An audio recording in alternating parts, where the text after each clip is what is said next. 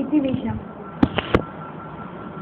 आद्युषणम् आनयनं जलस्य सेतुर्यथा तथा अरिष्टाः।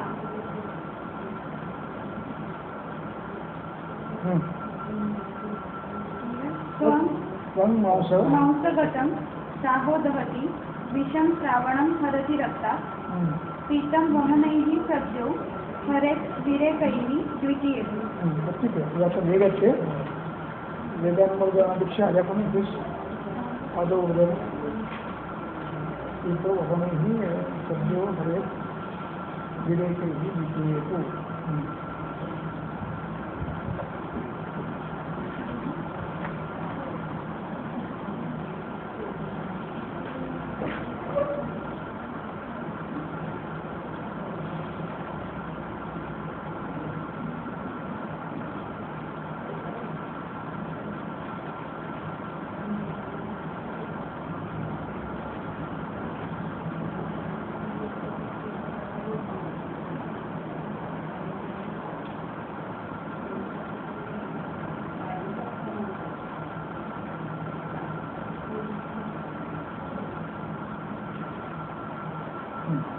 तरुही इव तरुईव म्हणजे तरुही इव मूलच्छेदा तर त्याचा द झाला वित्व झालाय मूलच्छेदात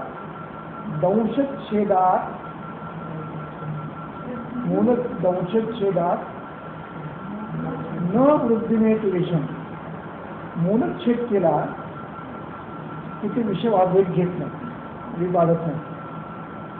झाडाला मुळाला छेद घेतला की झाड वाढत नाही. तसा दंशाला छेद घेतला आणि अतिशयन केलं तर वृद्धींना एक विषय शुद्ध होत नाही. आकृषणम आनयनम जलस्य. आता आकृषणम कसं काम करतं उपमा दिली. सेतुर यथा जलस्य आनयनम. सेतू भेद केला की पाणी व्हायला लागतं. तसं रक्तमोक्षण केलं आणि आचूषण केलं की दुष्ट रक्त बाहेर यायला लागतं. तर पण तो जला नाही लागणार. जलस्य सेतुर यथा तथा अरिष्टः. तथा जलस्य सेतुर यथा तथा अरिष्टः. तथा म्हणजे यथा जलस्य सेतु तथा अरिष्टः.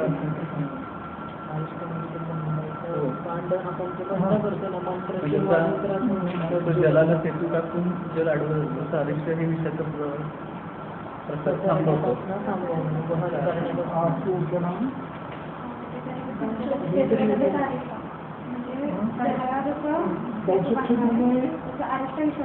आजुषणम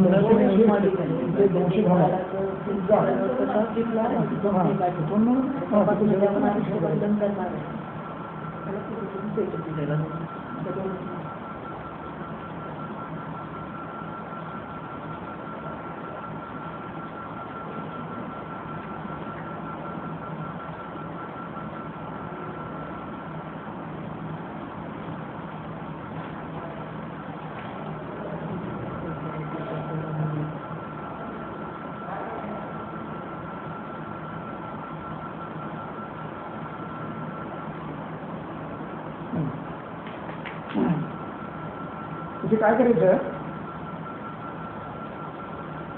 जलस्य आनयनम सेतुर यथा. आनयनम म्हणजे पाणी वाहणं येणं बाहेर येणं ते सेतुरी बंद होतं. सेतुर यथा तथा अरिष्टा. अरिष्टाचं जे काम आहे ते काम सेतूचं आहे. आणि वाहत्या पाण्याला बांध घातला की ते थांबतं. तसं विष विकाशीय ते लवकर पसरणार आहे. जखम झाल्याबरोबर तर त्याला बाण घालायचा. तसा तो बांध आहे. म्हणून इथे वाचताना आनयनम जलस्य यथा यथा सेतु अवरोधयती तथा. इथे वाक्यशेष इथे क्रियापद आपण घालायचं.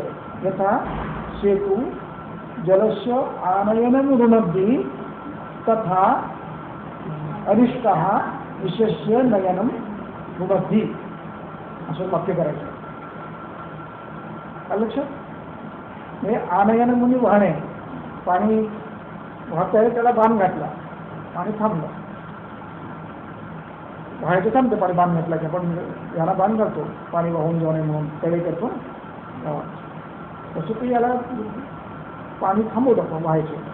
तिथे आपण रक्त वाहायचं थांबवतो बाण घालून आणि मग ते काढून टाकतो पुढून. तेव्हा आनयनम जलस्य याला एक क्रियापद लावायचे होते, क्रियापद नाही आहे. रोखणारं क्रियापद जे आहे तिथे ते घातलेलं नाही, आपण ते घालायचे. हां, प्रसारण निरोधयती इत्यर्थ. तो निरोध क्रियापद आपण घालायचे. यथा सेतू निरोधयती तथा अरिष्ट निरोधय असं वाक्य करायचं. तर संतयुक्ती वाक्यशेष म्हणजे पुढं त्वग्मांसगतं दाहो दहति विषं श्रावणं हरति रक्तम्. आता त्वग्मांसगतं दाहो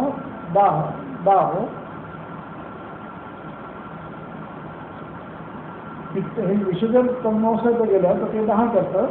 दाहो हे दाह का होतो याचं कारण सांगितलं आहे. दहती विषम हे दुसरं वाक्य. दाह होतो त्वग्मांसगतं दाह करोति विषम दाहन करो दहती विषम दहती हे दुसरं वाक्य. आणि मग श्रावणम हरती, श्रावणम हरती किम हरती विषम हरती. श्रावणम विषम रक्तात हरती, रक्तातलं विष श्रावण कमी करतं. आणि मग तिसरं वाक्य दाह कमी होतो ते नाही आहे, तो आपण वाक्यशेष करायचा. त्वग्मांसगतं दाहो विषम दहती. आता हे विषम श्रावणम हे श्रावणम रक्तात विषम, विषम रक्तात श्रावणम विषश्रावणम रक्तात हरती दाह. रक्तातून विष काढून टाकलं की दाह शांत होतो.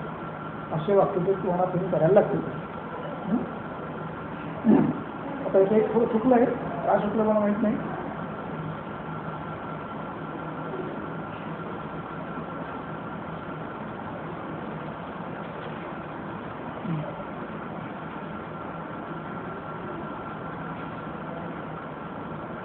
वाक्य आहे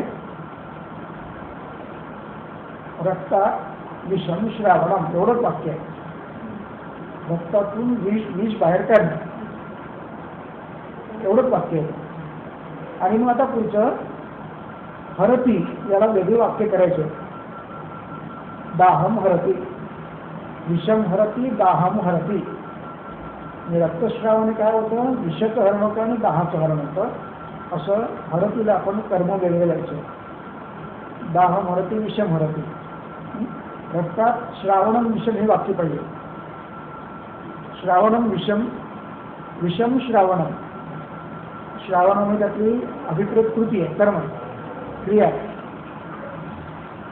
तेव्हा विषम श्रावणम रक्तात विषम श्रावणम हे कर्म. आणि त्याचा परिणाम हा आहे की दाहम हरती हा त्याचा परिणाम आहे. पुढं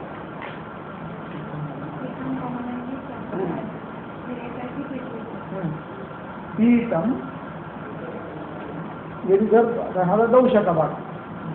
आता जर विष पिलं असेल तर पीतम वमन नाही, पिल्याबरोबर वमन देऊन टाका. सद्यो हरे सत्य भरे. सद्यवरण कसं करायचं? मिठाचं पाणी पाहिजे उलटी कर म्हणून सांगायचं. स्नेहन नाही सजन नाही, सरळ मिठाचं पाणी पाहिजे उलटी करून सांगायचं सद्यवरण. किंवा मदन फळाचं पाणी तयार ठेवायचं. जेव्हा आपण जर ओपीडी असेल विषाची, दक्षिणेकडे आहे विषयाची ओपीडी असते. आपलं मदन फळाचा काढा आणि विष्णूला तयार ठेवायचा. मस्तीचा काढा पाहिजे मदन फळाचा वाटीवर काढा पाहिजे उलटी करून ना सद्यो होता. सद्यो वमनैहि पीतम विषम वमनैहि सद्यो हरेत. अज्ञार्थ आहे हरे. मी लगेच ते हरण करून टाकायचं आहे. हरेत हरेत विरेकही, विरेकाने किंवा वमनाने दोघांनी करायचं. सद्यो हरेत. हां, आता त्यात फरक आहे, थोडासा लक्षात घ्या. त्याची टीका आहे का बरोबर थोड्या वाक्याची. द्वितीय वेगे इति शेषः. द्वितीय वेगे हां द्वितीय वेगे शीतम. दुसऱ्या वेगामध्ये पहिल्या वेगात पवन म्हणजे पिल्याबरोबर ते आलं पेशंट पिल्याबरोबर तुमच्याकडे आला थोडंसं काहीतरी होतंय म्हणून की त्याला शब्द म्हणून घ्यायचं. पण दुसरा वेग यायला लागला असेल तर विवेचन. द्वितीय विवेचन म्हणजे दुसऱ्या वेगामध्ये वैवर्ण्य भ्रम वेफटू नाही अशुभ दोषात द्वितीयेतू वैवर्ण्य भ्रम वेपटू झुंबा शिवशिवायनम तमका. इथे तमक शब्द बरोबर तमकाचा अर्थ पिता श्वास करतील नाही. तमक श्वास असं करतील की कसं नाही.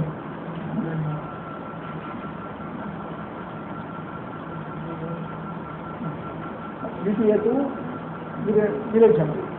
पुढे आदौ हृदयं रक्षं तस्य आवरणं पिबेत् यथा लाभः. मधुसर्पिं मज्जपयो कैरिकम् अथवा गोमयरसं वा.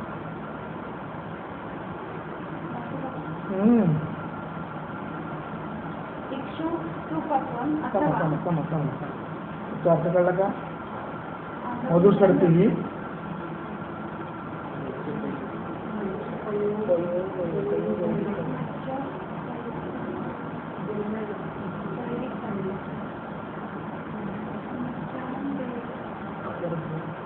मज्जा म्हणजे काय मज्जा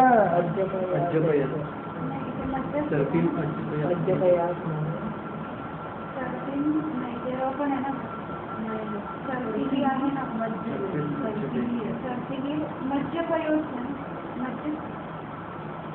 सर्पी ही त्यांनी ते पाठ देताना मज्जानं गैरिकम असं इथे पाठ.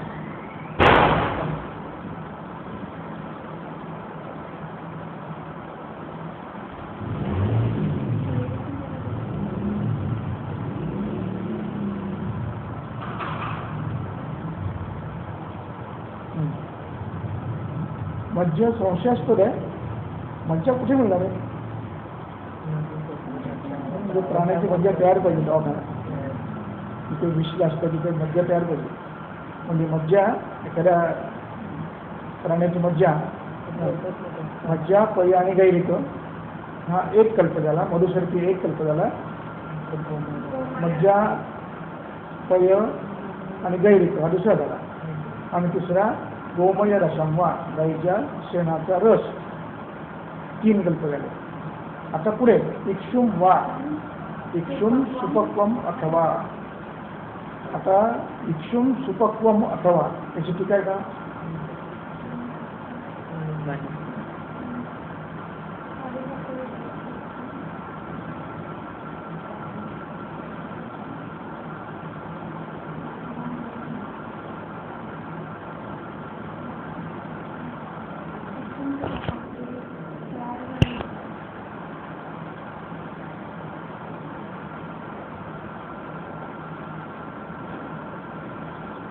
काकम निष्पिड्य काय प्रकार आहे. इक्षुम सुपक्वम अथवा काकम निष्पिड्य तदसम वर्णम म्हणजे काय वर्णम तर जास्त लागत नाही.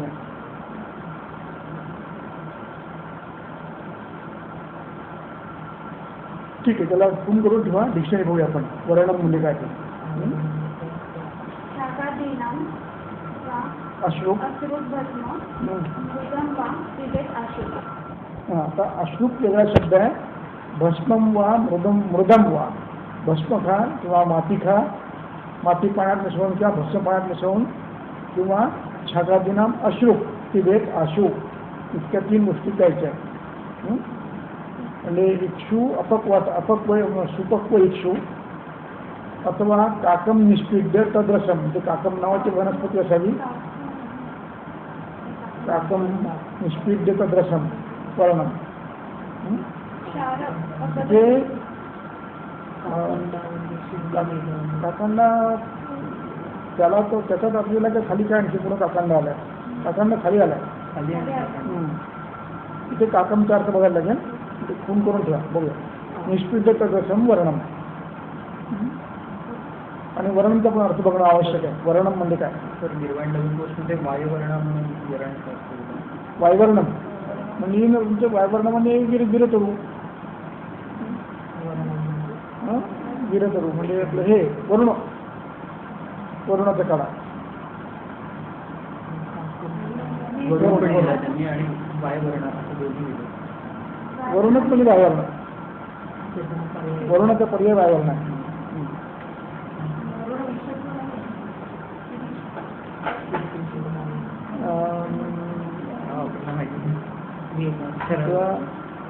वर्णम म्हणजे सदृशम वर्णम वा. वर्णम म्हणजे वायवर्ण. आता काकम राहिलं फक्त. आता ठीक आहे, क्वेश्चन मार्क करा. पुढे आता पुढे ते अपेक्ष सुरू झालं, अगर सुरू झालं का. शारागत स्तुती आहे म्हणजे तिसऱ्या जगात शारागत द्यायचं. त्याचं वर्णन पुढे असेल फक्त काही. लेखनम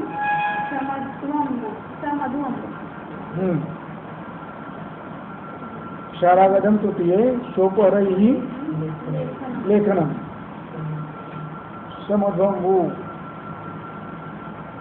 लेखनामध्ये सर्जन असं केलं तुम्ही.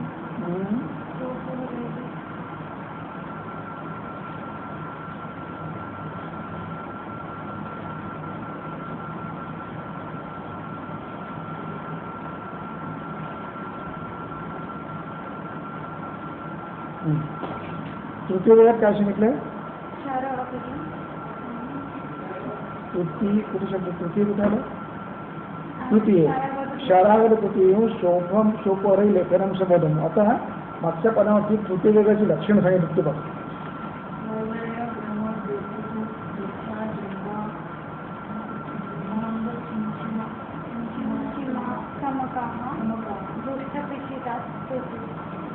तृतीये तु मंडल चंदू शरति गोहा.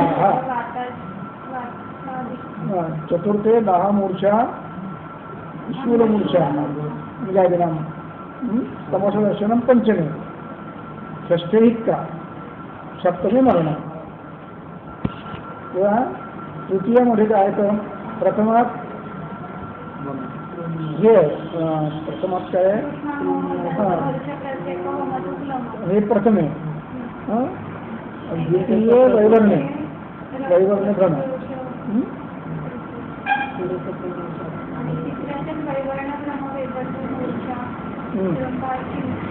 हे दुसरं आहे आणि ते दुसऱ्यात आहे. नाही ते कसं नाही तिथं लक्षात घ्या.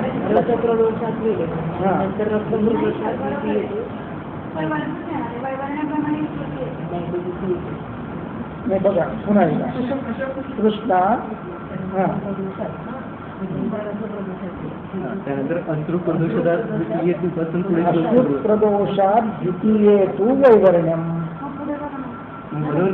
द्वितीय तु वैवर्ण्य. अश्रुप्रदोषात वैवर्ण्यम. ब्रह्म वैभवतो मूर्छा जृंभा चिंचुमा तमकः.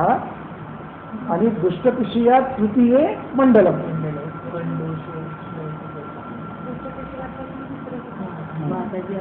खूप अवघड असतं. एवढंच लक्षात घ्यायला त्याला फार वेळ लागतो. फार चिंता वाटायला लागतं. म्हणजे कुठं तोडायचं ते कळतं. तेव्हा प्रथम वेग हा रसप्रदोषाचा आहे आणि म्हणून लक्षणं वर दिली आहेत. कृष्णा मोह दंतवर्ष प्रसेक वमतु क्लमा भवंती आद्य वेगे रसप्रदोषा. आणि अश्रुप्रदोषात द्वितीय वैवर्ण्य इत्यादी तमकाः. तृतीय दुष्टपिशिकात मंडलादी. आता तृतीय वेगात मंडल आहे. मंडल संदुष्वयतो आणि म्हणून तृतीय वेगामध्ये तुम्हाला काय सांगितलं? पेक्षा शोधहर लेप सांगितलं. तृतीय शारागद आणि शोकहर लेखनम. शोकहरही लेखनम. इथे शोकहरही लेखनमचा अर्थ तो शोकहरत्व आहे. ते शोध कमी करायचं. शोधहर लेखन शोध कमी करायचं. लेखन शब्द कमी करणे या अर्थी आहे.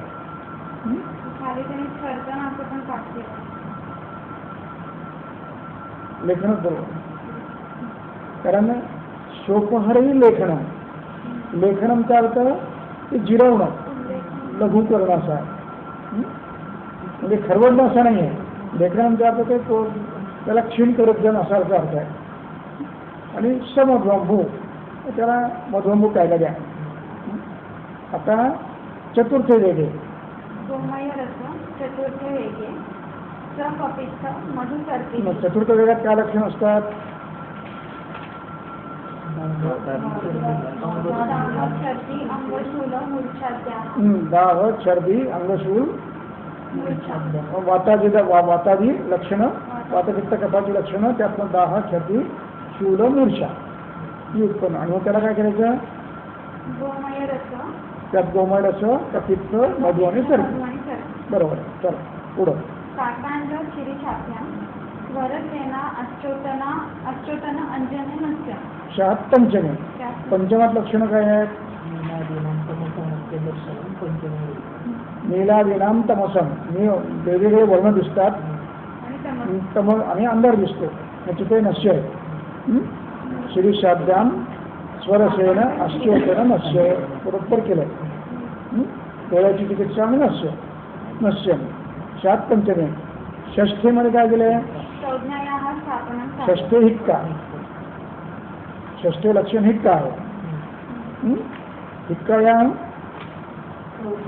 संज्ञा स्थापनं कार्यम्. सप्तमे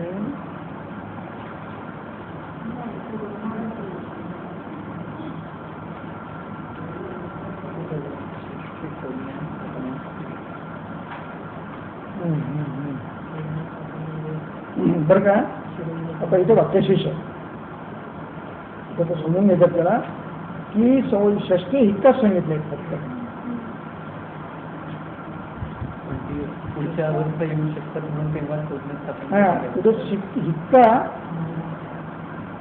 हिक्का निर्माण केव्हा होते? शिरशी आली होते.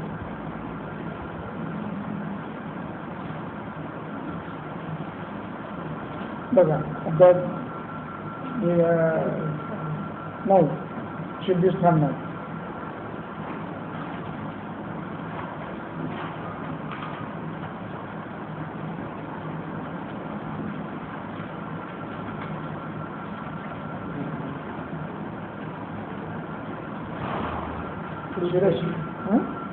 शिरशी आली होते.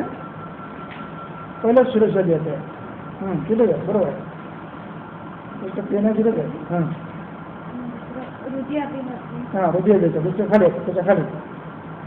हां, शिरस्य अभिहते मन्यास्तंभ अर्पित चक्षु विभ्रम मोह उद्वेष्टन चेष्टानाश कासश्वास असं श्वासाचं तो हिक्का लावायचे. श्वास आणि हिक्काचा संप्राप्ती एकच आहे. दोघांचे एक मूलस्थान एक आहे.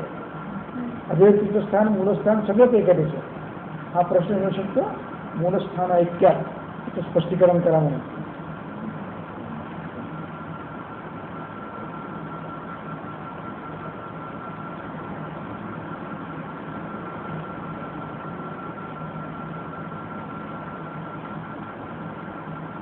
आणि म्हणून ते हिक्का याचा अर्थ शिरशी अभियते म्हणून संज्ञानाश आहे. आणि म्हणून संज्ञा स्थापनम आणि मग हिक्का चिकित्सा असं करायचं तुम्हाला. संज्ञा स्थापनम कार्यम केलं की हिक्काही शांत होते. तुम्ही तीक्ष्ण असे दिलं की हिक्का आपोआप शांत होते. आणि म्हणून संज्ञा स्थापनम या एकाच शब्दावर ते थांबले. हिक्केची चिकित्सा सांगत नाही आहे. तुम्ही प्रबोधन केलं इंद्रियाचं की हिक्का थांबतो. डायव्हर्शन ऑफ माइंड केलं, झटका दिला की हिक्का थांबतो. तेव्हा संज्ञायां स्थापनम कार्याने गोपित्त युता रजनी मंदिष्ठा मरिगित्पगिनां विषपानं दर्शनां विषपीते दर्शनं च. काय आहे? पानम विषपानम गोपित्त युता रजनी मंदिष्ठा विपगिपानम.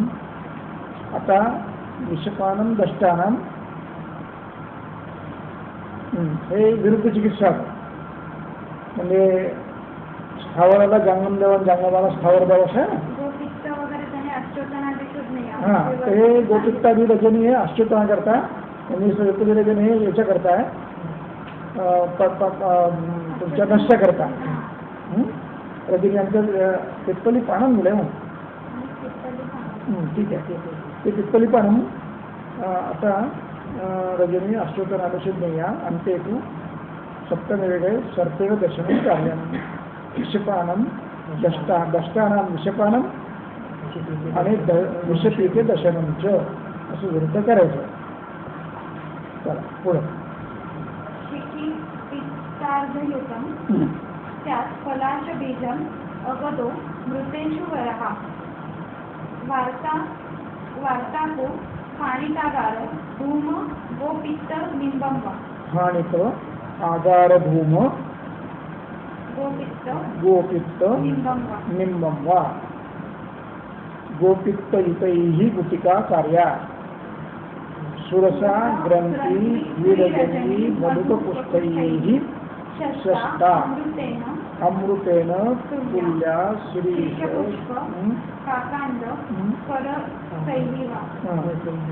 काकांडकरसैः वा काकांड सूरस गवाक्षी पुनर्नवा वायसी शिरीषफलैः उद्बंध विषजलमृते लेपो औपदी नस्य पानानि लेपो औपदी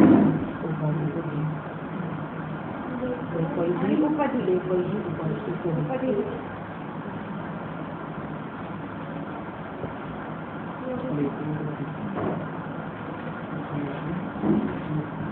अमृत संजीवनी होते ना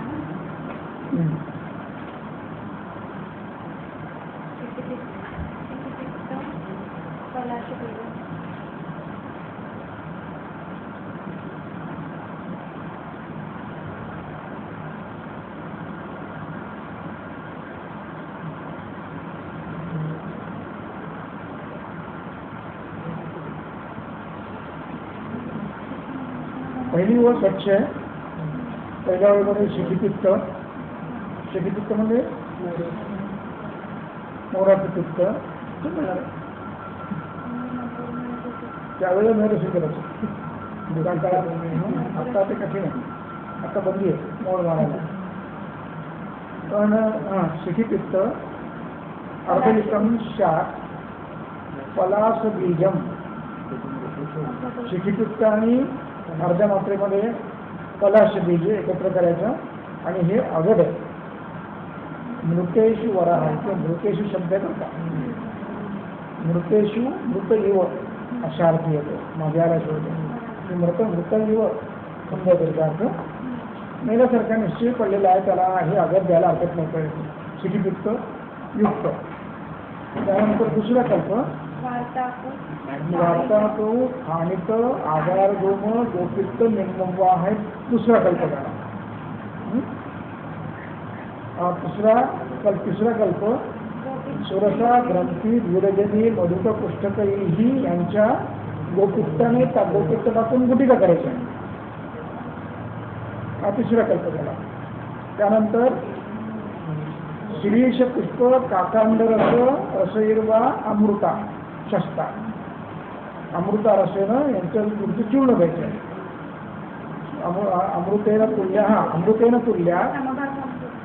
अमृतेन तुल्या शिरीष पुष्प काकांड रस दोन्ही समभाग घ्यायचे आणि तिसरा कल्प.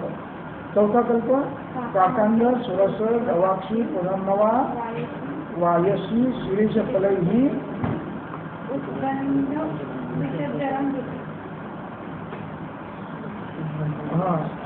उद्बंध विषजलम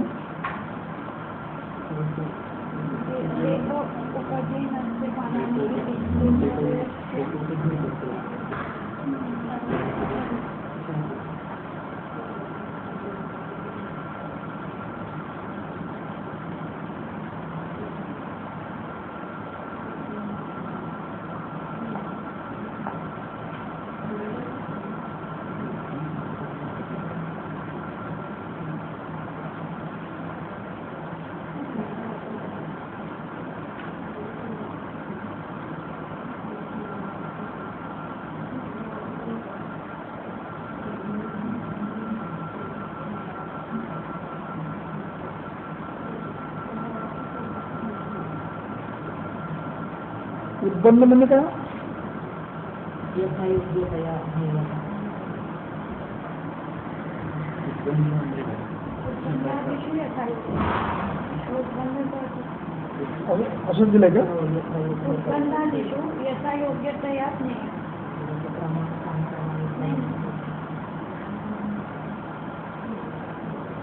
पण उद्बंध म्हणजे काय? तिथे आले का मंत्र अशिक्षण परिचयचे अवघा मोक्ष धावगमन विरचित उपधानाने हृदयावरण अंजन धूम लेप औषधी प्रबोधाने प्रतिसारण प्रतिषण संज्ञा स्थापन लेप हा उद्बंध हा शब्द नाही आला इथे. तर उद्बंध म्हणजे सोडलेलं, हां सोडलेले असा अर्थाने दिला. सोडलेले हो, सोडलेले किंवा हां सोडलेले असं त्यांनी सरळ सुद्धा दिलं. बंधचा विरुद्ध.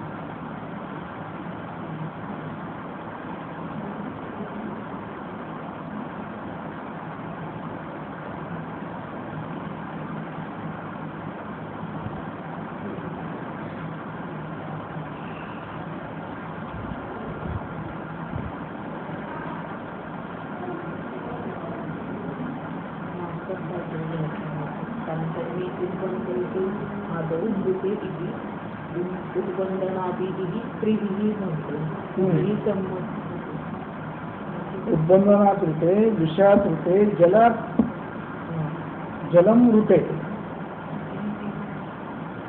हे जलम शब्द आहे आणि ऋते हा शब्द वेगळा आहे. ते मृतेजल आहे त्यातला मग काढायचा उद्बंध विष जलम आणि ऋते म्हणजे शिवाय. या तीन शिवाय उद्बंध विष जल जलम ऋते लेप उपधी नस्य पानाने म्हणजे जलम ऋते लेपो औषधी उपाधी मोठी काटकटक सुद्धा औषधात येते.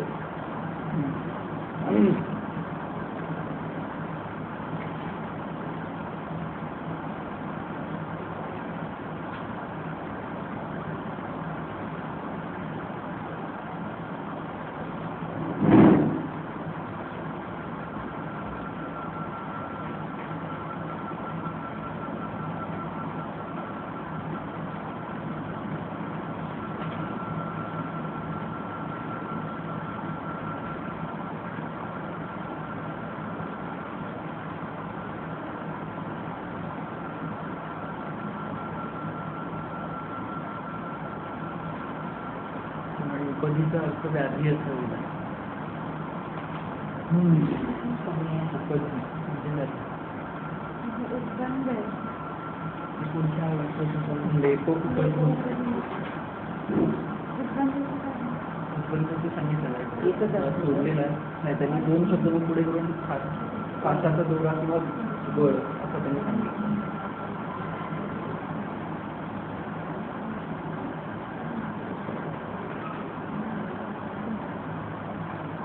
विषयाला अडचण किंवा हातात आवडून अशा अडचणी घेऊ शकतो. सोडायचा तर मला वाटतं नाम घेणं नाही सोडलं म्हणजे अशाच नाही. ठीक आहे, याला क्वेश्चन मार्क करा, थोडा विचार करायला लागणार आहे. कारण उद्बंध त्याचे अभिप्राय असे आहे की उद्बंध विष आणि जल या हे केल्याशिवाय हे न करता लेप उपधी नश्य पानाने ह्यांनी करावं. आता या ऋतूचा नेमका अर्थ काय घ्यायचा थोडा अवघड लागतं. हे केल्याशिवाय का हे न करता का आणखी काही अर्थ आहे हे सोडून बाकीच्या कामं करता. मृते म्हणजे मृत संजीवनी. मृते म्हणजे मृत संजीवनी. वाचायला वाला थोडं अवघड झालं शब्द बनलो त्या मृत शब्द आहे इकडे मागं मृत हो संजीवनी झालंय. हो पण इथे काय झालंय का ग्रॅमॅटिकल प्रॉब्लेम कसा झाला उद्बंध विषय जल हो ना तर आता इथे जल इथे उद्बंधचा अर्थ त्यांनी फास घेणे असा ट्रान्सलेशनमध्ये केला. हां त्यांचं म्हणजे इथं म्हणणं आहे की यह योग गले में फंदा लगाने, विषपान करणे या विषजंतु से काटने अथवा जल में डूबने से जो व्यक्ति मरणासन्न होता है उनके लिए प्रयोग करें. नाही म्हणजे उद्बंध याचा अर्थ मग अरिष्ट आहे फास असा घेतला. नाही, फास कुठे येतो फास हा एक शब्द झाला हो. उद्बंध याचा अर्थ मग अरिष्ट आहे बांधलेला बांधलेला हा अर्थ आहे उद्बंध विषपान. विष म्हणजे विपरीत विष विष विपरीत विष जल जलमृते म्हणजे पाण्यात बुडलेला असा अर्थाने त्यांनी घेतला. हां जलमृते म्हणजे पाण्यात बुडलेला. इथे काय संदर्भ आहे त्यांनी तर मग अधिकरण म्हणजे फलश्रुती सांगितले तर की अजून कुठल्या कुठल्या त्याच्यामध्ये हे वापरू शकतो अशा अर्थाने.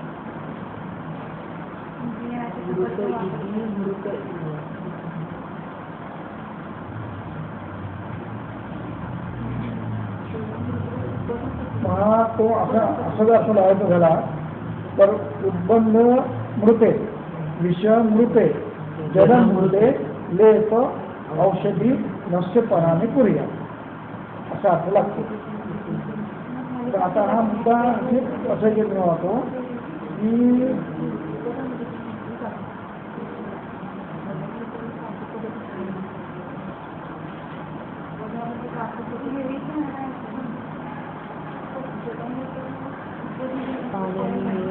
या विषपीत जर या विषपिताने किंवा ज्याला हे झालंय त्याला जर अशी अवस्था असेल की तो त्यांनी फाशी घेतलेली आहे आणि त्याला फाशी घेत असताना काही दंश झाला किंवा विषपान करून पाण्यात नेलाय बुडून गेलाय असे काहीतरी ते अर्थ घ्यावे लागणार आहेत. विषसंदर्भात विषय चालल्यामुळे आणि त्यात लेप लावायचे विषावरती किंवा उद्बंध विषमृत आणि जलमृत इतकं जर नसेल तर लेपाही लावायची असं त्याचा अर्थ निघतो. ठीक आहे सध्या एवढंच राहू द्या आणखी विचार करूया.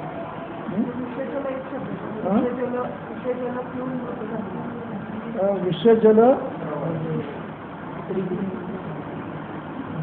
नाही